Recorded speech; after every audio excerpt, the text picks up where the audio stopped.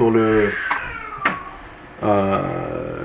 multicam. Donc en fait, un élément qui est très important, ça va être ça. Ça c'est le routeur ou le switch Cisco. Donc c'est ici que on va connecter le switcher vidéo et aussi le contrôleur des caméras. Et puis à partir de ces deux éléments, on pourra en fait contrôler les caméras qui seront sur le réseau. Ok, donc il faut juste le brancher. On va l'alimenter celui-là comme le câble est là tranquillement, ça s'allume. Donc avec ça en fait, si si par exemple on a une connexion internet et on a le câble internet qui est connecté au routeur qui donne internet, on peut le brancher ici aussi et du coup tout le système va être accessible à partir d'internet. Donc c'est très facile. Mais si on n'a pas internet, on peut quand même en fait piloter l'ensemble juste à partir de la console. Donc c'est ce qu'on va essayer de faire maintenant. Donc ça c'est branché déjà. Et maintenant je vais aussi brancher, ça c'est le contrôleur en fait des caméras. Ok, il y a tout un ensemble ici qu'il va falloir réviser ensemble, mais de façon basique, le câble Ethernet ici, c'est lui qui va permettre justement de pouvoir être connecté au réseau qui est généré par le Mobilecast, donc le HSL 1300. Donc on a besoin d'un câble Ethernet pour celui-là aussi. Donc on va le connecter ici.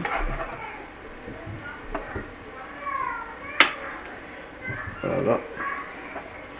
En fait, pour pouvoir avoir une configuration qui marche, il faut un peu comprendre la question des réseaux, les réseaux informatiques. Mais bon, c'est pas si compliqué que ça. En fait, une fois qu'on a fait une fois, ça devient très facile après. En fait, on va faire autre chose au contraire. Au lieu de mettre notre contrôleur caméra sur le switcher, on va le mettre plutôt sur notre routeur, parce que notre routeur en fait il est ce qu'on appelle PoE. PoE, ça veut dire Power over Ethernet.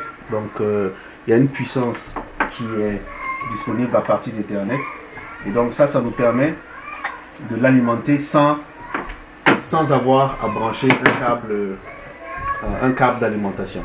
Donc là par exemple, si vous voyez, je n'ai pas de câble. Right? Il n'y a pas de câble, le seul câble qui va là-dessus, c'est le câble Ethernet, mais il est en marche. Donc en fait ce boîtier, il nous sauve en fait la vie et il nous évite d'avoir des câbles et avoir besoin de brancher ça sur une prise de courant. Nos caméras ont également en fait ces ports là, le port Ethernet. Donc on va connecter le port Ethernet de là sur le routeur. Ok, donc notre routeur Cisco, c'est lui qui va vraiment être le centre où on va pouvoir mettre toutes nos caméras ensemble et pouvoir piloter tout le reste. Donc on va connecter ça sur le routeur et on va faire sortir notre câble BNC.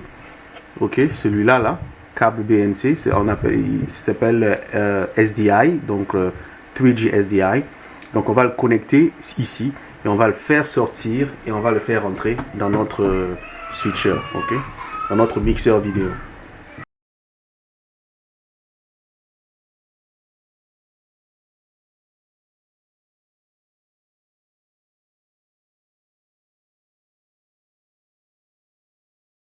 Alors, donc à l'arrière de cette caméra par exemple, comme on peut le voir, on a le câble BNC. Donc ça va être notre caméra 3, ok. Et dans la caméra 3, on a notre câble Ethernet, ok. C'est notre câble Ethernet comme ça. Ce câble Ethernet là, donc il rentre ici. Et une fois qu'on a mis ce câble Ethernet, parce qu'on a un routeur qui est Power over Ethernet, on n'a plus besoin de brancher l'adaptateur, le transformateur ici. Ok, donc ici seulement de garder ça comme ça et de mettre ça en marche, et ça marche.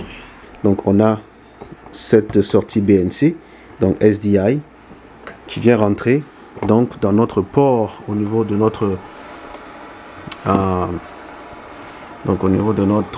mixeur vidéo. Donc on va arriver au niveau du port, ok. Ça on va garder ça au niveau du port numéro 3, ok, comme ça c'est plus simple. Donc on a port numéro caméra 1, caméra 2, caméra 3, donc SDI 1, SDI 1, SDI 1, SDI 2, SDI 3. Ok, c'est aussi simple que ça. Et ça nous permet maintenant de pouvoir contrôler tout notre système. Donc, on se retrouve avec quoi? Avec 3 caméras petit Z. Ok, 1, 2, 3. Toutes contrôlées à partir de notre réseau, de notre routeur, de notre switcher ici, notre switcher Cisco. Notre switcher Cisco qui est Power over Ethernet. Caméra 1, caméra 2, caméra 3. Mais à côté, on a aussi notre multi-view qui est connecté ici. Ok, donc ça c'est pour permettre de faire d'autres réglages. Ce n'est pas impératif, mais c'est important d'avoir ça. Ok, donc caméra 1, caméra 2, caméra 3 et le multi-view, donc le mixeur vidéo. Et pour pouvoir connecter maintenant notre contrôleur caméra, on va aussi connecter notre câble, un câble Ethernet ici. Et notre switcher, lui, même chose, si on l'utilise avec ce boîtier Cisco, on n'a pas besoin de l'alimenter. Hein, il s'alimente automatiquement.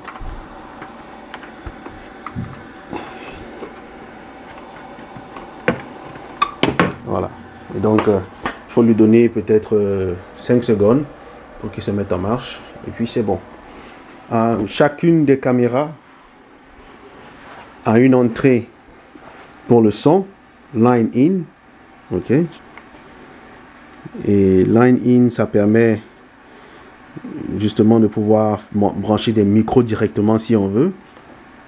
Au niveau d'ici, on a une sortie HDMI qui permet d'avoir un retour vidéo sur un moniteur, sur un écran directement de cette caméra. On peut aussi connecter cette caméra directement avec un port USB. Si vous voulez faire des connexions en série des différentes caméras, vous pouvez aussi en utilisant les ports RS332. Donc RS332 in and out. Donc in c'est pour commencer, out c'est pour sortir et faire la série sur la caméra suivante. Voilà, et ainsi de suite. Ok. Donc caméra 1, caméra 2 et ensuite caméra 3. Alors d'abord notre mixeur vidéo. Donc c'est comme tout mixeur vidéo avec les différentes entrées. Input 1, input 2, input 3. Les différentes sorties. Ça c'est un preview. Ça c'est le programme. C'est-à-dire c'est ce qui sort. Au total, vous avez 6 entrées possibles. Donc, vous pouvez utiliser des entrées HDMI. Ça va être les 5 et les 6. Vous pouvez utiliser 4 entrées BNC, donc SDI, SDI. Hein, c'est comme ça qu'on appelle ça. Pour l'instant, nous, on a utilisé 3 entrées. Donc, dans la configuration pour le studio ATB, ça va généralement être 3 caméras. Donc, input 1, input 2, input 3. Donc, dans le même ordre, le nom des différentes caméras 1, 2, 3. Ok. Une fois que ça c'est fait, alors le branchement, on va regarder ça de plus près. Ok. Alors, le branchement se fait de façon très simple. Donc, il suffit de le connecter. Voilà, comme tout câble BNC. Et de le sécuriser. Donc on aura SDI 1, SDI 2, SDI 3. Donc BNC 1, BNC 2, BNC 3. Et donc ça correspond à nos inputs 1, input 1, input 2, input 3. Aussi simple que ça. Et juste là on a différentes sorties moniteurs. Donc vidéo output. Vous pouvez voir là. Donc les vidéos out. Ça permet en fait d'avoir un retour sur un moniteur. Dans le cas présent, donc il y a ce moniteur là, donc il permet en fait d'avoir une vue sur le programme, c'est-à-dire ce qui va sortir ici. Donc dans notre fenêtre de droite, c'est là, c'est ça que je peux avoir en fait sur mon écran externe. En d'autres termes, si par exemple j'ai besoin je veux faire un montage et j'ai besoin en fait de montrer une image particulière d'une caméra ou une sortie particulière sur un écran pendant que je filme. Donc je peux faire une sortie là-bas, ou si j'ai besoin juste en fait d'avoir un moniteur supplémentaire pour le directeur ou pour le réalisateur, etc. Je peux toujours sortir une ligne comme ça. Voilà. Donc ça c'est les output, donc on a les entrées, les inputs. On a ça c'est le port USB qui est là, ça c'est juste pour pouvoir upgrade le firmware, le firmware. Ok, donc je ne me préoccuperai pas trop de ça. Là on a les entrées audio, très très important. Donc une fois qu'on a fait rentrer notre image, il faut maintenant faire entrer l'audio. Ça c'est voilà, c'est important. Et à côté de l'audio maintenant, vous avez le port Ethernet comme j'ai dit et le stream.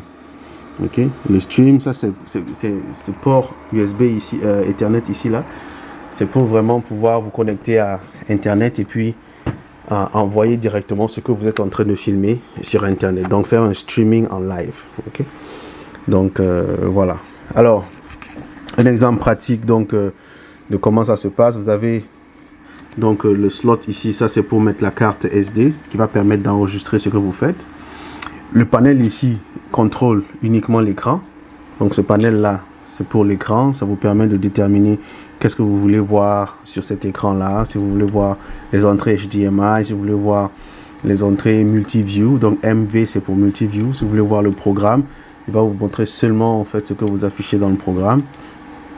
Et après vous avez la possibilité en fait de rentrer dans les différents menus et d'adapter en fait les différentes vues que vous voulez recevoir. Donc les boutons ici qu'on voit, donc on a stream, donc le bitrate, ça c'est juste pour contrôler en fait la quantité, enfin la qualité d'enregistrement. Si vous voulez high, low ou medium. Record and stream, ça veut dire vous enregistrez et vous faites un streaming, vous faites une diffusion en live par exemple sur Facebook directement. Record, stream, donc ce bouton, il faut l'appuyer pendant 5 secondes, le record, ouais, tous ces boutons là ici, il faut les activer en appuyant pendant 5 secondes, ça va passer au rouge et là vous allez pouvoir enregistrer. Et au niveau des menus, donc quand vous appuyez le menu ici, vous avez ce menu qui apparaît et vous pouvez naviguer à l'intérieur pour faire les petits réglages en fonction de ce que vous voulez. Alors le menu n'a pas de possibilité en français, donc il n'y a que l'anglais, il va falloir faire avec, mais bon, c'est pas le plus dramatique. D'autres fonctionnalités intéressantes nous permettent de faire des transitions intéressantes, comme vous pouvez le voir ici, voilà, directement. Donc ça veut dire quoi? J'ai mes différentes entrées, j'ai mes previews, tout ce qui va être en bas ici, ok, ça va être mes presets ou mes previews, ok. Je peux décider en fait de regarder est-ce que ma caméra 1 elle est bien placée, est-ce que ma caméra 2 elle est bien placée, est-ce que ma caméra 3 elle est bien placée, et si elle est bien placée, je peux utiliser en fait le joystick ici pour passer à cette caméra. Donc chaque fois que je vais activer ce levier, il va me faire passer la caméra preview en mon programme, et c'est ce qui est dans le programme qui est enregistré en fait. Donc c'est ça qui va être la version finale. Ok, donc aussi simple que ça. Plein de petits boutons, des possibilités pour pouvoir ajuster en fait la transparence. Ici vous pouvez choisir le type de transition. Donc si vous voulez une transition un peu en ovale, une transition juste en volée, vous pouvez aussi activer comment on appelle ça, la taille en fait des bordures, le flou des bordures, etc. Bon, bref, plein de choses. Et puis bon, voilà. Donc de façon générale, je suis assis et la main du réalisateur ou du script sera sur un de ces boutons, et en fonction des angles qui se passent sur la scène, je vais activer bouton caméra 1, caméra 2, caméra 3. Donc ça c'est pour le switch. En gros, voilà un peu comment ça fonctionne, comment ça se passe. Et lorsqu'on passe maintenant au niveau du contrôleur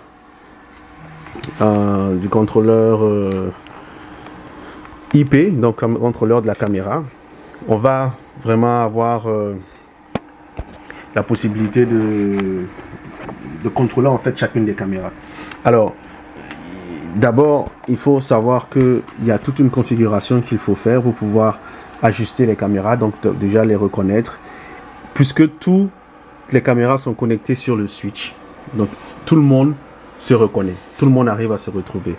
Le contrôleur IP, il est connecté sur le switch Cisco. Les 3 caméras sont connectées ici. Lui, il est connecté ici. Donc, tout le monde peut se voir. Maintenant, ce qu'il faut faire, par contre, c'est qu'il faut déterminer les différentes caméras. Donc, caméra 1, caméra 2, caméra 3. Alors, ici, la caméra 1, va avoir cette adresse IP 192.168.188. Ce numéro, c'est le numéro par défaut qui vient avec chaque caméra. Et après, c'est à vous de rentrer dans les paramètres du réseau. Donc, si vous êtes connecté sur le même réseau, donc il faut que vous assuriez que si vous êtes connecté avec un ordinateur, vous avez le même réseau. Donc, les 3 premiers chiffres doivent être les mêmes sur votre adresse IP de votre ordinateur. Sinon, vous n'allez pas pouvoir reconnaître en fait le matériel, les différents équipements réseau qui sont connectés. Donc, assurez-vous que votre adresse a ces mêmes chiffres, les 3 premiers nombres là, 192, 168, 100. Et ensuite, vous pouvez mettre point et à partir de 1 jusqu'à 255, vous pouvez faire changer ça. Okay? Donc, ça, c'est les bases de réseau. Alors, par occurrence, ici, nous avons installé nos 3 caméras. Caméra 1, caméra 2, caméra 3. Donc, qui va de 88, 89, 90. Voilà. Ok, 90, ça va être caméra 3. Et donc, chaque fois que je vais activer une des caméras, par exemple, là, j'active la caméra 1. Et avec maintenant mon joystick, je peux la contrôler. Comme vous pouvez voir ce qui se passe là.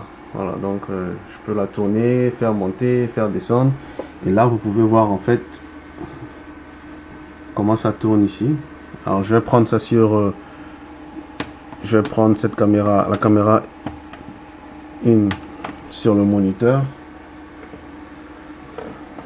Voilà, ça va être la caméra 3. Ok. Et donc là, maintenant, si je contrôle, je vais me mettre là et vous allez pouvoir voir en même temps ce que je fais. Voilà. Ok. Et donc là, je peux contrôler ma caméra, descendre, aller. Je peux faire aller doucement. Je peux faire du zoom. Ok. Si je suis en autofocus, il va me faire le focus directement. Si je ne suis pas en autofocus, je peux faire ce qu'on appelle un lock focus. Donc ce panneau ici permet de régler la mise au point. Donc le focus, je peux le bloquer, je peux le débloquer, je peux ajuster l'iris. Désajuster l'iris, je peux passer en mode autofocus. Donc il va faire la mise au point auto. Je peux aussi passer en la mode expo. Il va faire une exposition auto. Ouais. Pour permettre d'aller vite, souvent ça fait gagner du temps. Et donc voilà. Donc, je peux faire un zoom, je peux repartir en arrière. Voilà. Et quand je relâche, voilà, ça me permet de faire. Voilà, donc ça c'est comme ça. L'autre élément qui est important, qu'on peut faire aussi avec ça, c'est de pouvoir caler en fait ce qu'on appelle des presets. Donc chacune des caméras, en fait, ce qui est intéressant, c'est vous pouvez déterminer une position et allouer en fait un preset à cette position là, de sorte que si vous voulez gagner du temps, donc que ce soit rapide, vous allez juste déterminer en fait, ok, mon preset 1, ça va être la caméra qui va être en gros plan, mon preset 2, ça va être la caméra qui va être en plan large, mon preset 3, ça va être la caméra qui va être dans un autre type de plan, et ainsi de suite. Donc très important, il suffit seulement de rentrer dans ce qu'on appelle, on peut faire un set. Donc si vous voulez faire setup, vous faites le set, déterminer la position. Ok. Alors je vais déjà déterminer la position de ma caméra. Ok. Alors, on va essayer de mettre ça sur moi-même. Voilà, donc gros zoom sur moi. Ok. Et donc là, je vais faire un set. Et ça, je vais appeler ça va être position 9. Donc, j'ai appuyé set. Ça veut dire que je détermine, je lui dis, tu vas sauver ce modèle là, faire un enregistrement de ce preset sur la position 9. Et pour valider, je peux faire Enter. Voilà, donc ça c'est ma première position. Donc ensuite je vais aller dans un autre plan large. Ok, et je vais aller plus large pour monter un peu. Et je vais aller sur l'écran en fait. Voilà. Je vais faire un petit zoom. Voilà. Oups, faut aller doucement. Alors même la vitesse en fait de réaction, la sensibilité, on peut le régler ou on peut la régler. Ok. Alors, disons que je vais faire ça. Et donc ça va être mon set. Je vais appeler cette position en position 8. Ok. Et au lieu d'appuyer le Enter ici, je vais juste appuyer le bouton sur le joystick ici. Donc ça valide aussi. Ok. Alors donc une fois que ça c'est fait, je peux maintenant ressortir. Ok. Voilà. Et là maintenant je vais appeler le bouton 9.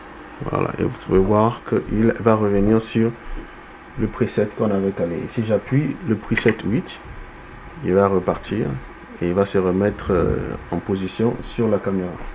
Donc ça c'est une autre façon très pratique et très facile de pouvoir optimiser un peu sa configuration. Si vous avez toutes les caméras, vous pouvez déterminer en fait des positions à l'avance pour gagner du temps.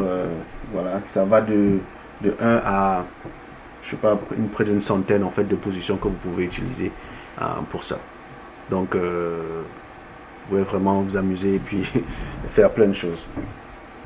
Donc voilà, chaque caméra vous pouvez la contrôler. Là j'étais sur la caméra numéro 1, cam 1. Alors je vais sur cam 2. Donc je vois aussi que mon adresse change. Vous voyez que le masque du sous-réseau ne change pas. Ok, ou du moins voilà, les trois premiers chiffres ne changent pas. Donc je suis toujours là, 192.168.100. Et mon numéro, mon dernier chiffre a changé. Il est passé de 88 à 89. Donc chacune de mes caméras, je les ai configurées de sorte que ce soit assez simple. Donc je vais être 88, 89, 90. Donc 1, 2, 3. Donc là maintenant j'ai activé la caméra 2. Et normalement maintenant c'est cette caméra que je peux manipuler. Ok, donc ça c'est la caméra 2 que je peux manipuler. Et si vous regardez ici, c'est cette caméra là que je manipule, caméra 2. Voilà. Et donc caméra 2, je vais prendre caméra 2 sur mon moniteur, ok, pour qu'on puisse le voir ici. Voilà. Et si je suis sur caméra 2 et que tout à l'heure j'avais fait mon preset, si j'appuie 9, vous voyez qu'il n'y a rien qui se passe parce que je n'ai pas fait de preset pour cette caméra. Donc il faut sur chaque caméra, c'est à vous de déterminer les différents presets que vous voulez pour votre caméra. Là par exemple je vais décider que ça va être mon preset 9. Je vais valider. Je vais faire un petit zoom sur la table, voilà, sur mon switch Cisco. Et ça je vais appeler ça va être un 7, je vais appeler ça 8. Je vais valider. Okay. Et là maintenant je vais ressortir. Et comme on va voir, je vais appeler. Voilà. Donc j'ai appuyé sur mon preset 9 et il m'a redonné ma position de départ. Si j'appuie sur mon preset 8, ok, on va voir ce qu'il va me donner. Voilà, on voit qu'il va et je repositionne là où j'avais prévu. Voilà, donc vous faites ça ainsi de suite pour chacune de vos caméras. Vous faites vos réglages, vous pouvez en avoir plein pour gagner du temps. Si vous avez une scène que vous filmez, par exemple, imaginez une situation de pièce de théâtre, vous êtes en train de filmer une scène et il y a à un moment donné quelqu'un qui doit sortir par l'arrière et être sur un décor en élévation, vous pouvez pré-programmer cette position de cette caméra en fonction de l'angle que vous voulez, lui accorder un numéro et quand ce sera ce moment, rapidement prendre la caméra. Donc il ne faut pas oublier, on prend la caméra d'abord ici, voilà, soit caméra 1, soit caméra 2, soit caméra 3, vous pouvez en prendre plein. Si vous avez plus de 6 caméras, vous pouvez utiliser en fait l'ID de la caméra. Donc vous appuyez sur Cam ID, vous pouvez entrer le numéro de la caméra, par exemple 20. Bon, là nous on va se contenter de nos 3 caméras, donc on n'a pas besoin de ça. On peut faire escape pour ressortir et puis c'est bon. Donc en général, lorsque vous allumez, vous branchez ça et que votre multiview est allumé, la seule chose à faire c'est juste appuyer caméra 1, caméra 2, caméra 3, régler le focus, l'iris, utiliser le joystick pour paramétrer vos caméras à l'avance de sorte que ce soit bien fixe et tout. Et puis ensuite, une fois que c'est fait, vous utilisez maintenant votre multiview pour prendre chacune des vues et ainsi de suite. Vous pouvez voilà, tout simplement obtenir un résultat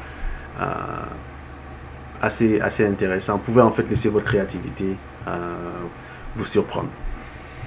Voilà. Autre élément qui est important, la configuration des télécommandes.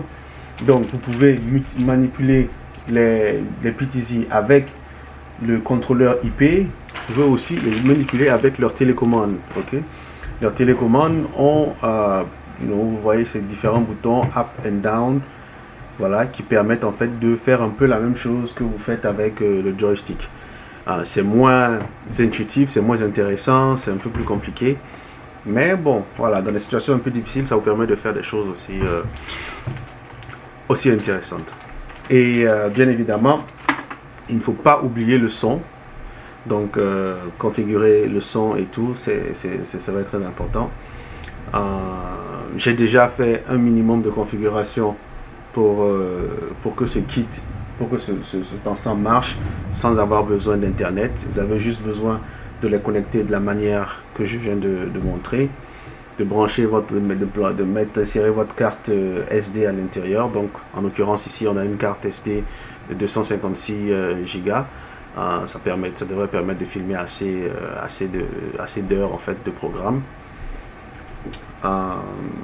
Et puis vous assurez que vous avez une bonne lumière. C'est très important d'avoir une bonne lumière, une puissante lumière.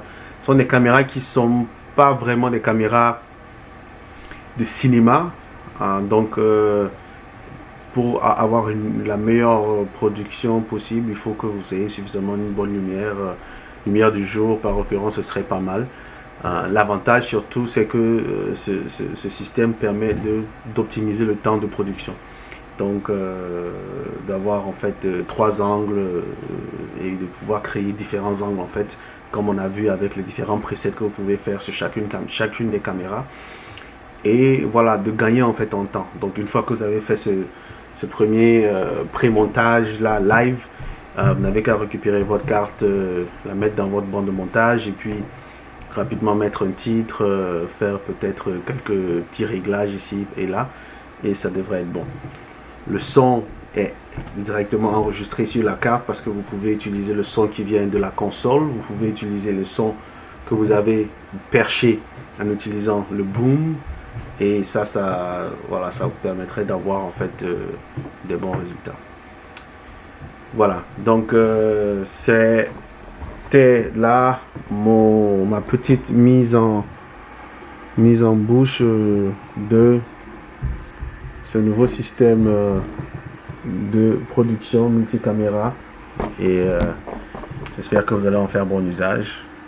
En tout cas, bonne chance et puis s'il y a des questions, il ne faut pas hésiter, je suis là.